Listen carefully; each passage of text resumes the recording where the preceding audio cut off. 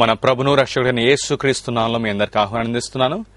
జీవవాక్యం అనే కార్యక్రమాన్ని వీక్షిస్తున్న అందరికీ మా వందనాలు. ఇంకను మీరిస్తున్న స్పందనను బట్టి మీకు వందనాలు చెల్లిస్తున్నాను. ఇంకను మీ స్పందనను తప్పకుండా తెలియజేయగలరు. చిన్న ప్రార్థన చేసుకుని వాక్యంలోకి వెళ్దాం. పరిశుద్ధుడా, మహోన్నతుడా, నీకు వందనాలు. మీ పరిశుద్ధమైన వాక్యాన్ని మేము ధ్యానించుకోబోతుండగా ప్రభువా మా అందరితో మాట్లాడి మాకు కావలసిన ఆత్మీయ ఆహారాన్ని అనుగ్రహించి బలపరిచి మాయింపొందమని యేసు నామములో అడిగి పొందుదామా తండ్రి, ఆమేన్. ప్రియమిత్రులారా, బైబిల్ తెలియజేస్తుంది ఏంటంటే యెహోవాను స్తుతించుట మంచిది అని బైబిల్ తెలియజేస్తుంది. దేవుడు సర్వజ్ఞాని కాబట్టి, ఆయనకు అన్నీ తెలుసు కాబట్టి, ఆయన సర్వశక్తిమంతుడు కాబట్టి ఆయన ఏదైనా చెప్పాడనుకోండి అది తప్పకుండా మంచిదే అని మనము గ్రహించగలము. మరి దేవుడు ఏదైనా మంచిది అన్నట్లయితే అది నిజంగా మంచిదే అని మనకు అర్థమవుతుంది. బైబిల్ తెలియజేస్తుంది కీర్తన 92వ అధ్యాయము మొదటి 5 వచనాల్లో యెహోవాను స్తుతించుట మంచిది అని. నేను ఆ వాక్య భాగాన్ని చదువుతాను, దయచేసి వినండి. 92వ కీర్తన మొదటి 5 వచనాలు. యెహోవాను స్తుతించుట మంచిది, మహోన్నతుడా నీ నామమును కీర్తించుట మంచిది. ఉదయమున నీ కృపను, ప్రతి రాత్రి నీ విశ్వాస్యతను 10 తంతుల స్వరమండలములతోనూ గంభీర ధ్వనిగల సితారాతోనూ ప్రచురించుట మంచిది. ఎందుకనగా యెహోవా నీ కార్యము చేత నీవు నన్ను సంతోషపరచుచున్నావు. నీ చేతి పనులను బట్టి నేను ఉత్సహించుచున్నాను.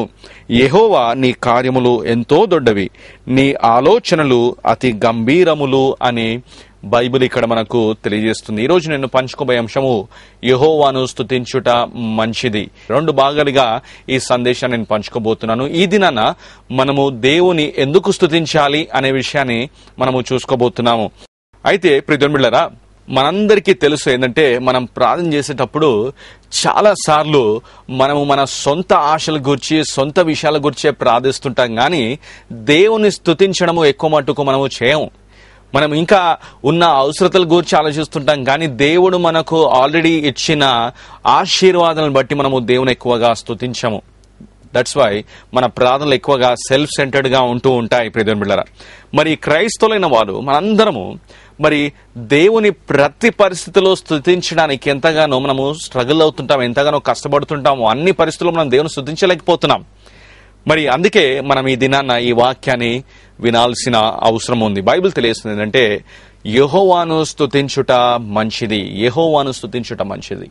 మరి యెహోవాని మనం ఎలా స్తుతించాలి, దేవుని ఎలా స్తుతించాలి, లేక ఇంకో మాట చెప్పాలంటే మనము దేవుని ఎందుకు స్తుతించాలి అనే ప్రశ్న మనకు వస్తుంది. దేవుని మనం ఎందుకు స్తుతించాలంటే 5 కారణాలు నేను ఇవ్వాలనుకుంటాను ఈ దినాన. మొదటిగా మనము దేవుని ఎందుకు స్తుతించాలంటే మనము దేవుని స్తుతించడం ద్వారా దేవునికి మహిమ కలుగుతుంది అని బైబిల్ తెలియజేస్తుంది. ప్రియమిత్రులారా, 50వ కీర్తన 23వ వచనంలో గనుక చూసినట్లయితే బైబిల్ ఈ రీతిగా సెలవిస్తుంది. స్తుతియాగము అర్పించువాడు నన్ను మహిమపరచుచున్నాడు, నేను వానికి దేవుని రక్షణ కనపరిచినట్లు వాడు మార్గము సిద్ధపరచుకొనెను అని బైబిల్ తెలియజేస్తుంది. ఎప్పుడైతే మనం దేవునికి స్తుతియాగం అర్పిస్తామో అప్పుడు ఆయనని మహిమపరుస్తున్నాము అని బైబిల్ తెలియజేస్తుంది. అవును ప్రియమిత్రులారా, మనం ఎప్పుడైతే దేవునికి వందనాలు చెల్లిస్తామో, ఎప్పుడైతే మనం దేవుని స్తుతిస్తామో అప్పుడు ఏం చేస్తున్నామంటే దేవుని మహిమపరుస్తున్నాం. మీరు అడగవచ్చు, పాస్టర్ గారు ఏ రీతిగా దేవుని స్తుతించాలి, దేనిని బట్టి దేవుని స్తుతించాలి? దేవుడు మనల్ని సృష్టించాడు కాబట్టి దాన్ని బట్టి దేవుని స్తుతించాలి. మనకు ఈ యొక్క జీవము అనే ఆ బహుమానాన్ని దేవుడు ఇచ్చాడు కాబట్టి దాన్ని బట్టి మనము దేవుని స్తుతించాలి. ఉదయకాలమే మనము దేవుని స్తుతిస్తాను, నేను ఈ దినాన దేవుని మహిమపరుస్తాను అనే నిర్ణయం మనం తీసుకోవాలి. మరి సాయంత్రం రాగానే ప్రభువా ఈ దినమంతా నా జీవితంలో చేసిన కార్యాలను బట్టి నీకు వందనాలు అని దేవుని స్తుతించి మహిమపరచాలి. ఆయన నమ్మకత్వాన్ని బట్టి మనము ఆయన స్తుతించబద్దులై ఉన్నాం. ప్రియమిత్రులారా, మరి చాలాసార్లు క్రైస్తవులను మనము మరి దేవుడు మన జీవితంలో ఎన్నో కార్యాలు చేసినప్పటికీ వాటిని గూర్చి ఆలోచించకుండా మనము దేవుని స్తుతించడం లేదు. చాలా బాధకరమైన విషయం ప్రియమిత్రులారా. మనము దేవుని స్తుతించాలి, మనం దేవుని మహిమపరచాలి, దేవుని ఆరాధించాలి. మరి దేవుడు మనకిచ్చిన రక్షణను బట్టి మనం దేవుని స్తుతించాలి. చూడండి, ఒక్కసారి ఆలోచించండి, ఒకవేళ మీరు ఇంకా రక్షింపబడినట్లయితే మీ జీవితం ఎంత ఘోరంగా ఉండేదో, ఇంకా ఎన్ని సమస్యలు ఎదుర్కొనేవారో ఒక్కసారి ఆలోచించండి. దేవుడు మనల్ని రక్షించాడు, మన యొక్క పేర్లను ఆ యొక్క జీవపు గ్రంథంలో రాశాడు. మరి అనేక గొప్ప కార్యాలు, పాపం నుండి మనల్ని విడిపించాడు, అనేక గొప్ప కార్యాలు మన జీవితంలో చేశాడు.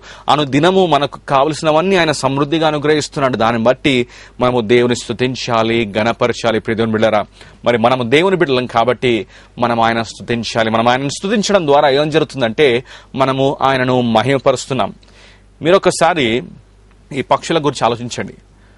కొన్ని పక్షులు ఆ యొక్క పంజరంలో ఉన్నప్పటికీ అవి మధురమైన స్వరముతో పాట పాడుతుంటాయి. ఎందుకు? ఆ పంజరం ఏదో బాగుందనా, లేక ఆ పక్షులకు ప్రతిరోజు మంచి ఆహారం వస్తుందనా, పక్షి యొక్క యజమానుడు తనకిష్టమనా? లేదండి. ఆ పక్షి పంజరంలో ఉన్నప్పుడు కూడా ఎందుకు ఆ రీతిగా ఆనందముతో పాటలు పాడుతుందంటే ఆ పక్షి యొక్క స్వభావం పాటలు పాడడం కాబట్టి. అవును ప్రియమిత్రులారా, బైబిల్ తెలియజేస్తుంది దేవుడు మనం ఎందుకు సృష్టించాడంటే మనం ఆయనను స్తుతించాలి, గణపరచాలని. మరి క్రైస్తవులైన మనం మన జీవితంలో ఎన్నో గొప్ప కార్యాలు దేవుడు చేశాడు. అన్నిటికంటే గొప్ప కార్యం దేవుడు మన జీవితంలో చేసిందంటే రక్షణ అనే కార్యం, రక్షణ అనే గొప్ప బహుమానాన్ని దేవుడు మనకి ఇచ్చాడు. కాబట్టి మనం ఎల్లవేళలా దేవుని స్తుతిస్తూ ఆరాధిస్తూ ఉండాలి. మనం ఎప్పుడైతే ప్రభువా నీకు వందనాలు, ప్రభువా నీకు స్తోత్రాలు, నాకు అనుగ్రహించిన ప్రతి ఈవిని బట్టి నీకు వందనాలు ప్రభువా అని ఎప్పుడైతే మనం దేవుని స్తుతిస్తామో ఆ స్తుతుల ద్వారా ఆయనకు మహిమ కలుగుతుంది అని బైబిల్ తెలియజేస్తుంది. మరి మీరు దేవుని మహిమపరుస్తున్నారా? మీ జీవితాల్లో దేవుని మహిమపరుస్తున్నారా? ప్రియమైన బిడ్డలారా, మీ జీవితాల్లో దేవుని మహిమపరచడం లేదంటే ఇప్పటి నుంచే ఈ దినం నుండే దేవుని స్తుతించడం మొదలు పెట్టండి, ఆయనకు వందనాలు చెల్లించండి. అప్పుడు ఆయనకు మహిమ కలుగుతుంది. అంతేకాకుండా రెండవదిగా మనము దేవుని ఎందుకు స్తుతించాలి? Why should we praise God అని అంటే మనకు బైబిల్ తెలియజేస్తుంది ఏంటంటే మనము దేవుని స్తుతించడం ద్వారా మన దృష్టి దేవునిపై కేంద్రీకరిస్తాం. అవునండి, మనం దేవుని స్తుతించినప్పుడు మన దృష్టి దేవునిపై వెళ్తుంది, మనం దేవుని వైపు మన దృష్టిని కేంద్రీకరిస్తాము. చూడండి, మనం ఉదయం లేవంగానే ఎన్నో పనుల్లో నిమగ్నం అయిపోతుంటాము, చాలా బిజీగా ఉంటున్నాం. పట్టణాలలో చూసినట్లయితే ఎంతో busy life, it's too busy. మరి వాటన్నిటిలో ఏమైపోతుంది అంటే కొన్నిసార్లు మనము దేవుని మీద దృష్టి ఉంచకుండా లోకపు విషయాల్లోనే దృష్టి ఉంచుతున్నాం.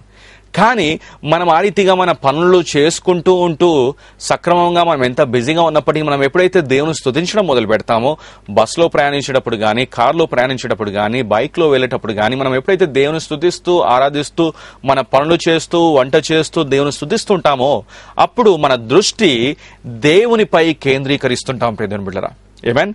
ఆ రీతిగా మనం ఎప్పుడైతే దేవుని స్తుతిస్తామో మన దృష్టి ఆయనపై వెళ్తుంది అని బైబిల్ తెలియజేస్తుంది.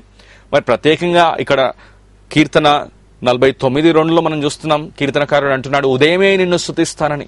అవును, ఉదయమే లేచి మనం దేవుని స్తుతించాలి.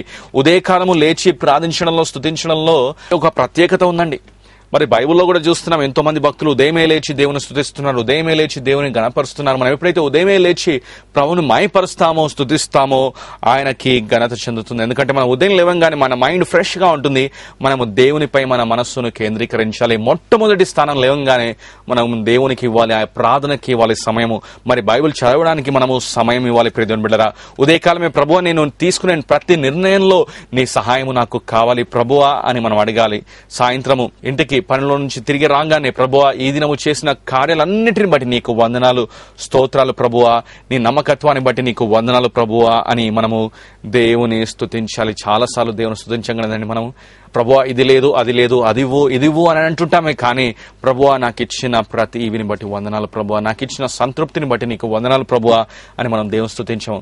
అందుకనే మరి కీర్తన 25వ కీర్తన 15వ వచనం కనుక చూసినట్లయితే దావీదు ఈ రీతిగా అంటున్నాడు, నా కనుదృష్టి ఎల్లప్పుడూ యెహోవా వైపునకే తిరిగి ఉన్నది, ఆయన నా పాదములను వలలో నుండి విడిపించును అని బైబిల్ తెలియజేస్తుంది. ఇక్కడ అంటున్నాడు కీర్తనకారుడు దావీదు, నా కనుదృష్టి ఎల్లప్పుడూ యెహోవా వైపే ఉంది. మీ కనుదృష్టి ఎక్కడ ఉందండి? ఇహలోక సంబంధమైన విషయాల్లో ఉందా, పాపం వైపు ఉందా, లేకుంటే యెహోవా వైపు ఉందా? ఒక్కసారి మిమ్మల్ని మీరు పరీక్షించుకోవాలి. మనం ఎప్పుడైతే దేవుని స్తుతిస్తామో ఆటోమేటిక్గా ఏమైపోతుందంటే మన మనస్సు మన ఆత్మ సమస్తము మనము దేవునిపై కేంద్రీకరిస్తుంటాము. కాబట్టి మనము దేవుని స్తుతించాలి, దేవుని గణపరచాలి.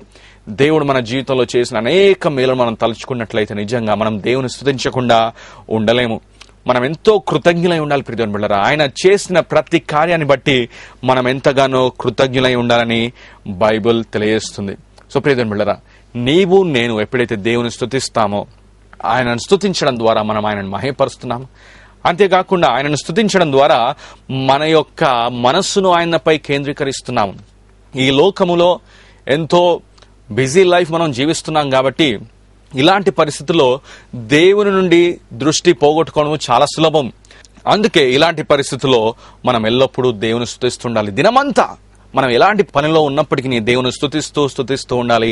అప్పుడు మన దృష్టి ఎల్లప్పుడూ ఆయనపై ఉంటుంది. అంతేకాకుండా మూడవదిగా మనము ఎల్లప్పుడూ దేవుని ఎందుకు స్తుతిస్తూ ఉండాలంటే, మనం ఎప్పుడైతే దేవుని స్తుతిస్తామో మనకు చింతల నుండి విడుదల కలుగుతుంది. అవును, యాంగ్జైటీ నుండి విడుదల మనకు కలుగుతుంది అని బైబిల్ తెలియజేస్తుంది. చూడండి, ఈ లోకంలో ఎక్కడ చూసినా అందరూ చింతిస్తున్నారు. చిన్నపిల్లల నుంచి మొదలుకొని పెద్దవారందరూ చింతిస్తున్నారు. మీరు గనక టీవీ పెడితే మీరు ఈజీగా దిగులు చెందుతారు. వార్తాపత్రికలు చదివితే ఈజీగా మీరు దిగులు చెందుతారు. ఎక్కడ చూసినా డిప్రెషన్, ఎక్కడ చూసినా అందరూ చింతిస్తున్నారు. ఎంతో అనేక గంభీర సమస్యల ద్వారా అనేకులు వెళ్తున్నారు. మీరు ఇతరులతో గనక ఎక్కువసేపు మాట్లాడితే మీరు దిగులు చెందుతారు. అలాంటి లోకంలో మనం జీవిస్తున్నాం ప్రియమిత్రులారా. అయితే ఇలాంటి సమయంలో మనం ఏం చేయాలంటే దేవుని స్తుతించాలి. అవును, మన చుట్టూ నెగటివ్ గా ఎన్నో ఉన్నాయి, మన చుట్టూ ఎన్నో అనుకూలంగా లేని పరిస్థితులు ఉన్నాయి. అయినప్పటికీ మనం ఎప్పుడైతే దేవుని స్తుతిస్తామో ఆ చింతల నుండి విడుదల మనము పొందుకుంటాం. అవునండి, ఆ చింతించడం అనేది ఎక్కడ జరుగుతుందంటే మన మైండ్ లో, మన మనస్సులో. కానీ మన మనస్సును ఎప్పుడైతే దేవుని వాక్యంతో నింపుకొని మనం ఎప్పుడైతే దేవుని స్తుతిస్తూ గణపరుస్తూ ఆరాధిస్తామో అప్పుడు ఏం జరుగుతుందంటే మన మనస్సు దేవునిపై కేంద్రీకరించి ఆ చింతలనేవి మన మైండ్లో నుంచి, మన మనస్సులో నుంచి తొలగిపోతాయి. అందుకే అపోస్తలుడైన పౌలు ఫిలిప్పీలకు రాసిన పత్రిక 4వ అధ్యాయము 6-7 వచనాల్లో ఈ రీతిగా అంటున్నాడు. చూడండి, దేనిని గూర్చి చింతపడకుడి గాని ప్రతి విషయంలోనూ ప్రార్థన విజ్ఞాపముల చేత కృతజ్ఞత పూర్వకముగా మీ విన్నపములు దేవునికి తెలియజేయుడి. మనము దేవునికి విన్నపములు తెలియజేస్తుంటాం కానీ కృతజ్ఞత పూర్వకంగా చేయము. అదే సమస్య మనతో. ఇక్కడ పౌలు అంటున్నాడు, మనము దేనిని గూర్చి కూడా చింతపడకుండా మనము ప్రార్థన చేసేటప్పుడు మరి కృతజ్ఞతాపూర్వకంగా చేయాలని. అంతేకాకుండా 7వ వచనంలో అంటున్నాడు, అప్పుడు సమస్త జ్ఞానమునకు మించిన దేవుని సమాధానము యేసు క్రీస్తు వలన మీ హృదయములకును మీ తలంపులకును కావలి ఉండును. అవును, మనం ఎప్పుడైతే దేనిని గూర్చి కూడా చింతించకుండా ప్రార్థన చేసేటప్పుడు, మనం ఎప్పుడైతే కృతజ్ఞతాపూర్వకంగా ప్రార్థన చేస్తామో అప్పుడు మన జీవితంలో ఉన్న ప్రతి సమస్య తొలగిపోతుంది. మనలో ఇంకా ఎలాంటి మరి నిరుత్సాహము కానీ చింతలు కానీ మన మనస్సులో ఉండవు అని బైబిల్ తెలియజేస్తుంది. అవును ప్రియమిత్రులారా, చింతించడం మంచిది కాదు. బైబిల్ తెలియజేస్తుంది మనం దేని గురించి కూడా చింతించకూడదని. డాక్టర్ చెప్తున్నారు ఏంటంటే, చాలా మట్టుకు మానవులకు వచ్చే వ్యాధులు ఎలాంటివంటే సైకోసోమాటిక్ డిసీజెస్, అంటే మన ఆలోచనల వల్ల, తలంపుల వల్ల ఎన్నో వ్యాధులకు గురవుతున్నారు మానవులు. క్రైస్తవులను మనం దేని గురించి కూడా చింతించకూడవద్దు. మనం చింతించిన అవసరం లేదు. మనము ప్రతి విషయంలో దేవుని స్తుతిస్తుండాలి, గణపరుస్తుండాలి, ఆరాధిస్తుండాలి అని బైబిల్ తెలియజేస్తుంది. ఇప్పుడు మీలో కొందరు అనవచ్చు, పాస్టర్ గారు నా సమస్య ఎంత పెద్దదో మీకు తెలియదని. అవును, నాకు మీ సమస్య ఎంత పెద్దదో తెలియదు, కానీ దేవుడు ఎంత గొప్పవాడో నాకు తెలుసు. ఆయన ఎలాంటి సమస్యకైనా పరిష్కారం ఇచ్చే దేవుడు. ఆయన ఎలాంటి సమస్యనైనా ఎదుర్కొనే దేవుడు. ఎలాంటి సమస్యలు ఉన్నప్పటికీ ఆయన మన జీవితంలో కార్యం జరిగించే దేవుడు అని మనం అర్థం చేసుకోవాలి. అవును ప్రియమిత్రులారా, మీ సమస్య ఎంత పెద్దదైనా సరే దేవుడు దానితో డీల్ చేయగలడు. దేవుడు మీ జీవితంలో కార్యం జరిగించగలడు. కాబట్టి మీరు దేని గురించి కూడా చింతించకుండా ఆయనను స్తుతించడం మొదలుపెట్టండి. అప్పుడు ఆటోమేటిక్గా మీ మనస్సుల్లో ఆ చింత ఉండకుండా మీరు దేవుని స్తుతించగలరు. అవునండి, ఎప్పుడైతే మనము దేవుని ఎల్లప్పుడూ స్తుతిస్తుంటామో, ప్రతి నిమిషము గనక మీరు దేవుని స్తుతిస్తూ ఆరాధిస్తున్నట్లయితే మీరు చింతించడము అసాధ్యము.